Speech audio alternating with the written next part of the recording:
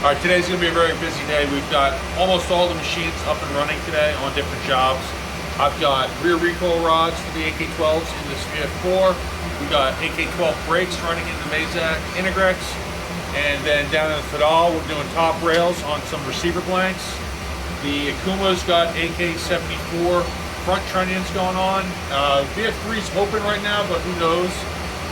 First thing I gotta do this morning is set up the second op on these AK-12 rear recoil rods. So we already machined out the bulk of them. We're gonna flip them over, the hat's coming off, get them down to size. Originally we just had the first set of jaws. Yesterday cut 2 more sets, so you're on 6 at a time. It'll make it go a lot quicker.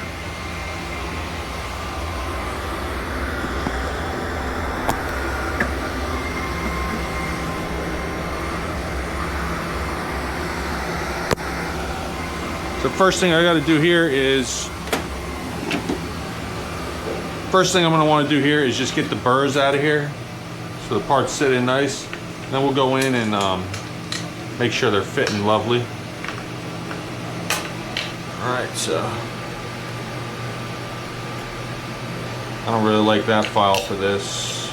Maybe this triangular one. Just a little bit of burr around. So just take it off. This was sitting overnight, so there's a little oil film there. But as you can see, it's the shape that we need. So when I open this up, and like for instance, here's a part. This part is going to sit right down in there.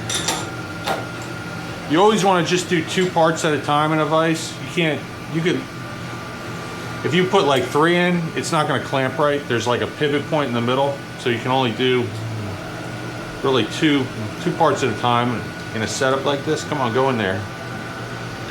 What's wrong with you? It's the burrs that's holding it right now, so we gotta get these burrs out of the way. See, like over here, it'll drop in, no problem. Burrs holding us back, so we'll remove that. Pretty close fit. I'll come back and show you once we get it fitting nice. All right, just got it fitting pretty nice here. So, first op part goes in. Here's an example. And I'll actually use this part that's finished to set up because my work zero is off of this lower corner. So, now that'll hold it nice so I can face this down. Everything faced off, put our radius in. Pretty simple second op. But what I want to do before I do any of that is I want to mark these jaws because it's going to be difficult to tell everything apart once we're finished with this op. This op should be pretty quick. And we pull the jaws out, it's going to be a mess. And they need to kind of line up. So we milled them flat on the one side. You see here, I always mark which one's the rear and then number them and what the job's for. We actually have gotten a lot more organized than we used to be. Everything goes in a job box now. Makes it really, really clean and easy to jump back into jobs and know what's going on all the time. So we'll just engrave this one. This will be rear.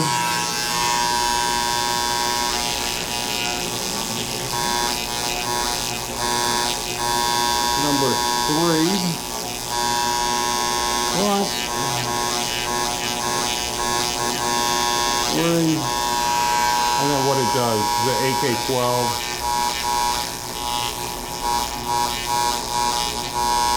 Rear. Recoil.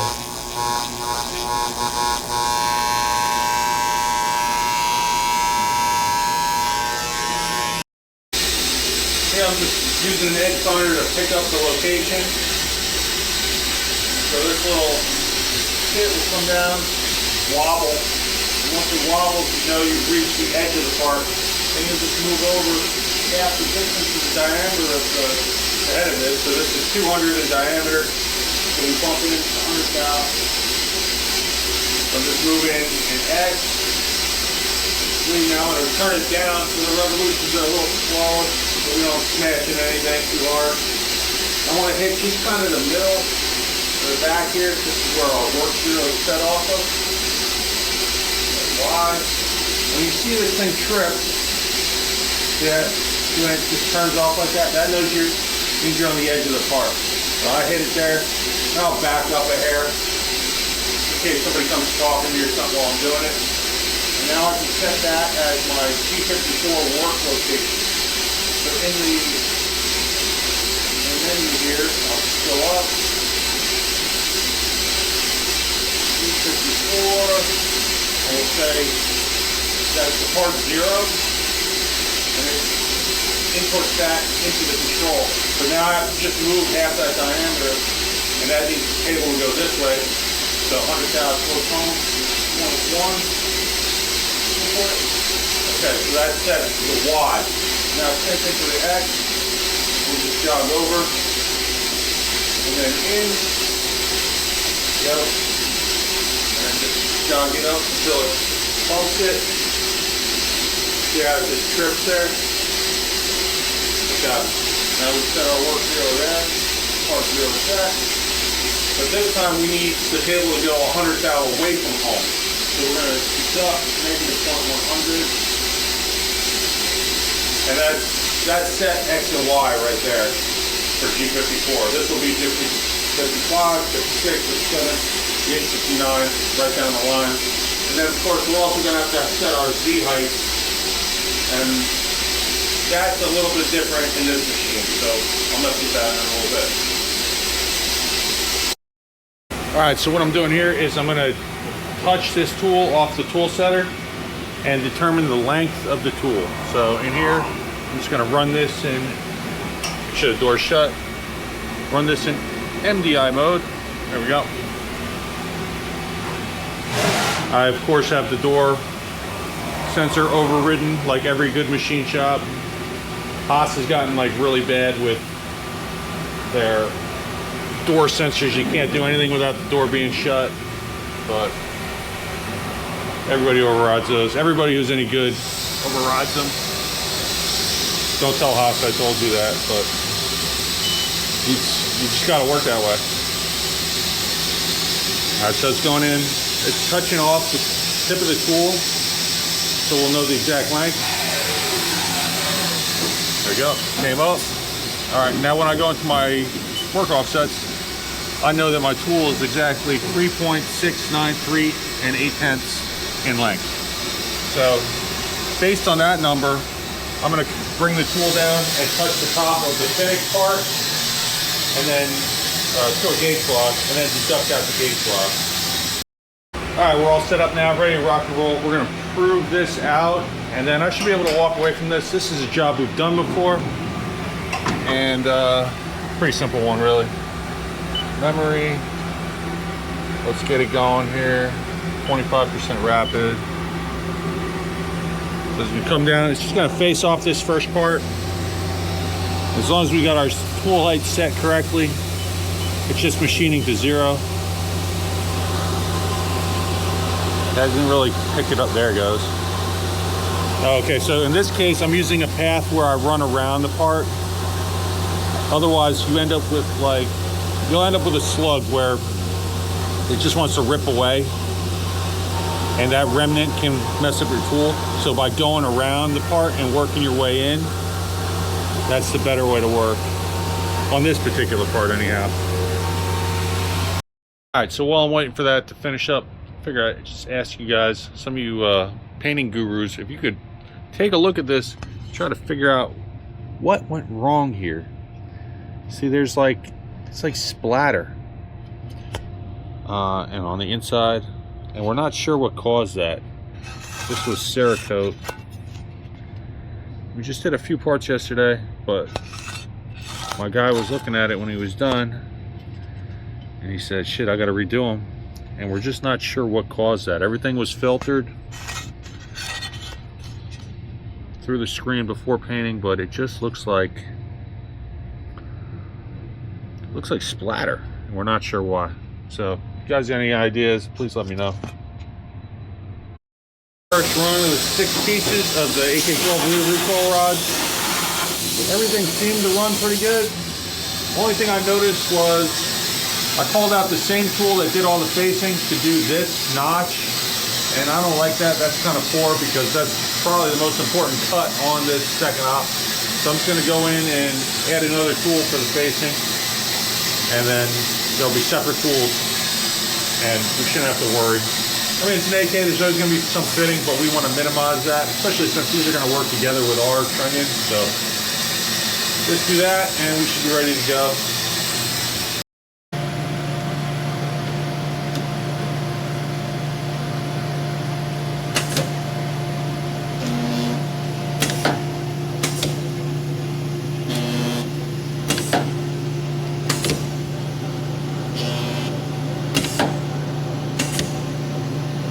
So we're welding up these 100 series receivers right now. Got a lot of orders for 103s, 104s. And I'm sure it's due to these awesome new Iglum kits that are available on the market now. Geez, those welds look perfect. Okay, so this one's an AK-19, but same deal as far as welds and trunnions go. And even though we do all kinds of fixturing on these, it's always a good idea to put the trunnion in and just actually check and make sure that everything lines up. The trunnion goes in as far as you want. Give it a little whoosh stuff high. Okay, so nice and flush in the front.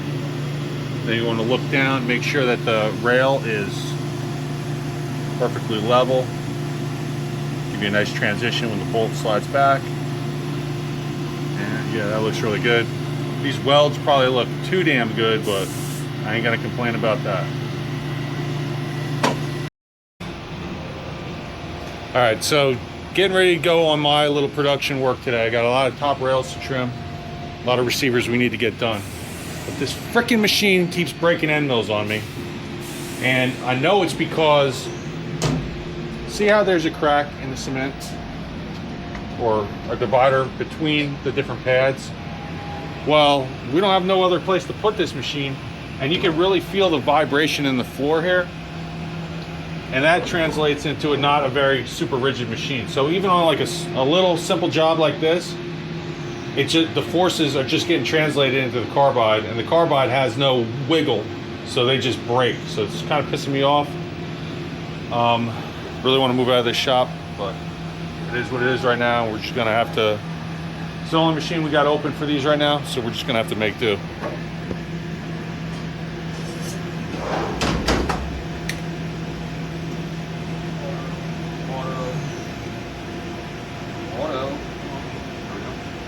But you'll see when this runs, it is just, I don't know if you can see it on video or if you can tell, but there's vibration. Like you can feel it as you're standing here, you'll feel it in your feet. And it's just a nothing cut.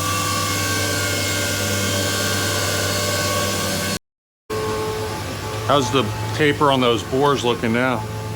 It doesn't have the rings on there anymore.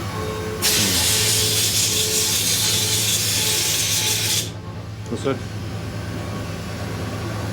Yeah, it looks nice.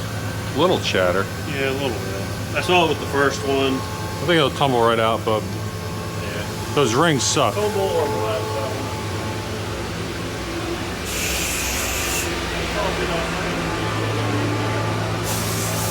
We're gonna have to go back and hit and redo these because we got a chip tool that left some rings. Didn't really cut the size. So another little thing. I do love QC, but I do hate finding things that gotta go back. It's not, they're totally savable, but damn. I don't care how many systems and fucking checklists there is. There's always gonna be fucking mistakes. There's always gonna be something that just pops up. Yeah. You could have a checklist for every friggin' thing possibly go wrong ever, and something else is gonna go wrong, or you're not gonna see that thing on the list. Yeah.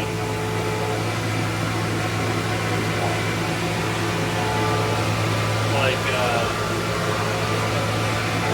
trying to think of one thing there was where it was not even something we think about to check if we needed to. It's always something. There's always something you don't think about checking, and then you find out later. I mean, if we had a checklist right up here, I guarantee you it would still get missed.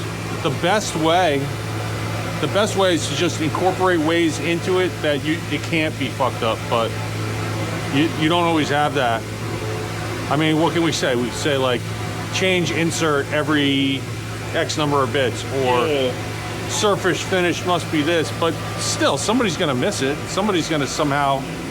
I mean, there was that one. You just take it for granted. Where it was, but it was the one that had like the massive bird ring that was coming from 3, and you just didn't see it. I didn't see it because I didn't see it till the last one. Oh yeah. There was like I remember that. 2 or 3 other parts with it. Yeah, the tool chips, and well, we're gonna be a lot better with the coolant through the spindle now. That'll putting that in to have it on everything. Yeah, we'll call that code. Well, we should mess with that with the drill bit later when we got a chance. All right, back with a little midday update. I got these running a bit better just by cranking down on the jaws a little harder and putting a better grade of carbide end mill in there. So getting a little line of them going. Been pretty happy with that. Then over here, all our 100 series stuff, this is all ready to go for center supporting. However, one of the most important things when building these sheet metal receivers is that the center support hole is, well, we drill it with an end mill so it stays super straight, and we do it in the CNC. However, with everything tied up today, the only machine that's open for it is the BF3, and I'm not pulling the 5-axis fixture out of there for this little job. So what we're gonna do is just space out the back jaw here, just a stack of steel jaws. That'll keep us straight. But I don't have a bolt that's long enough. We got the longest one we got in here, and it doesn't reach back where the threads are. So I'm just gonna, lunchtime, I'm gonna run out, go to the supply house, grab those bolts. Got a few other things to get anyway, and then we'll be back to it. I just arrived outside the supply house, and actually probably supply house isn't the best term for this because it just doesn't do it justice. This is the one and only McMaster car. This place is like extremely well run. They basically have everything you could want, and you can have it within an hour. So nobody's paying me to say this. I can't thank this place enough. It's really helped our business big time as far as just the availability of different items we can get right away. So now I'm gonna just go in and just grab the stuff to keep our uptime running real good.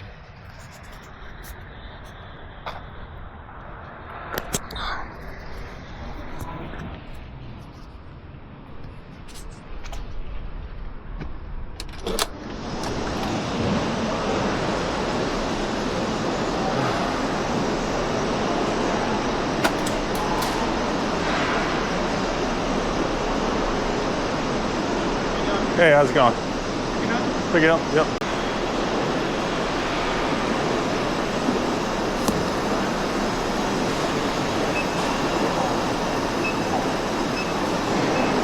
There we go. Thanks a lot. Cheers.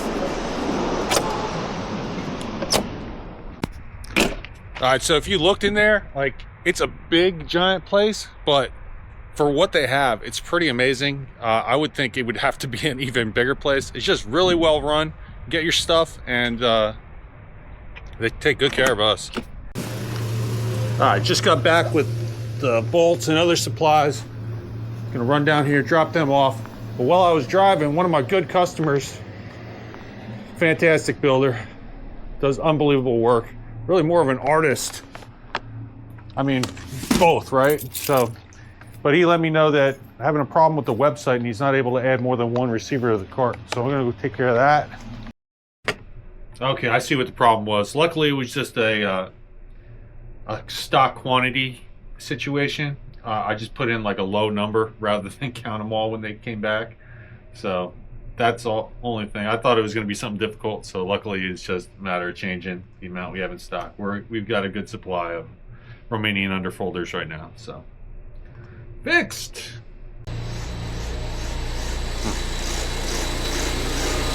All right, next thing here on the to-do list. Oh shoot, it's already done. All right, great. All right, I gotta fish these out of here. Unmarked. Unmarked, unmarked. Okay, this whole batch is gonna be unmarked, I guess.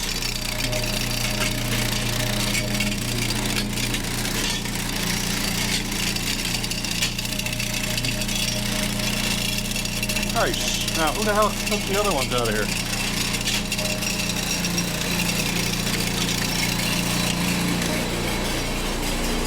And where did they go? And finishing up today, I was supposed to have a meeting with Montana about potentially moving my business there, but I guess we must have mixed up our schedules. I'm just going to call this guy now and see what's going on. Let me see.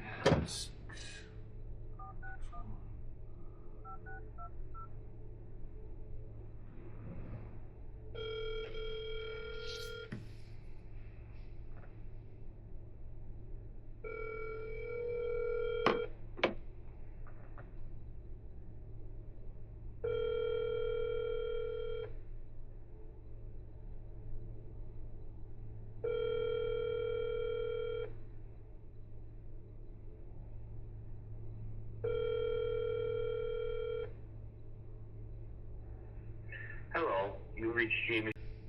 God damn it. Okay, well, in that case, I'll just send them an email. Not sure what happened there. I was supposed to be there 5 o'clock my time, which it is. So they emailed me like 45 minutes ago and said, sorry that we missed me, but Zoom meeting people, what are you going to do? All right, so I just got off the phone with Montana. They were nice enough to call me. I guess there was some discrepancy in when the Zoom meeting actually scheduled for and when we were supposed to hook up. So I had a good conversation. They explained the whole process as far as if you're interested in moving your business there and what they offer.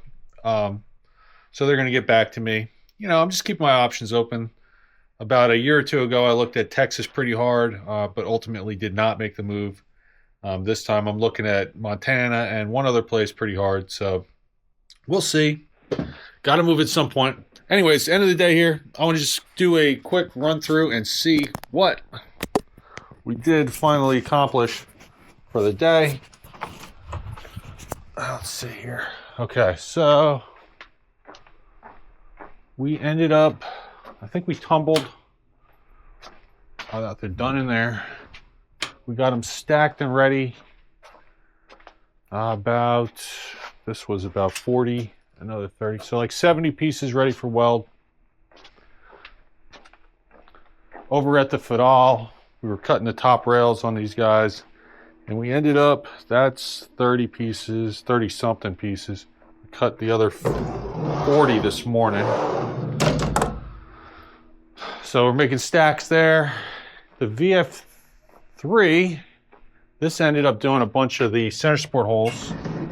These ones are for our AK-74Ms. These didn't get done yet. But we did get those bolts in and we got this fixturing set up. So we were able to utilize this machine.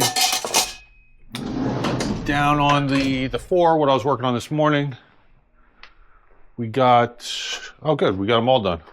Oh no, last run's in there. Okay, so we got 200 of these guys. These are the AK-12 rear recoil rod bases. So still 2 more operations on that, but they're real quick operations. On the Intergrex, more AK-12 parts. Oh yeah, these came out nice too. Yep. So that was running, that's nice. Those will be done soon. And then what else? Oh, okay. And center sports got done on these RPK receiver blanks. These ones are Russian 7.62s, slab sides. I know there's some 74s in here too. Okay, yeah, so same thing, but this one's a 74 model. 545. I'm not even sure what else we got done today, but that's pretty much the gist of it. That's how it runs. In a shop like this, we kind of just knock out what we can. on a daily basis. There's a rough plan, but certain things don't get finished. That just reminds me. So we got the fixturing in, but we didn't get anywhere. So this machine sat today, which is what I hate. I hate when we don't utilize everything. So that's a Thursday.